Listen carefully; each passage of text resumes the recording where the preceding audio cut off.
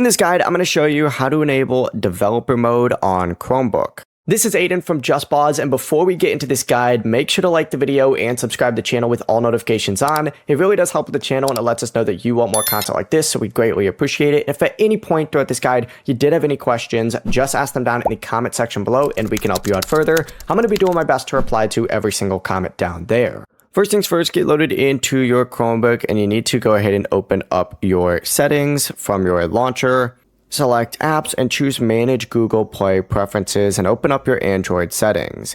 You need to scroll all the way down. This is usually at the very bottom. Select about device and find the build number, and you need to tap on it about 7 times or just keep tapping it repeatedly until you see a message saying developer mode has been enabled. From there, just go back, open up system, and you'll see developer options and access all of those available Android developer settings.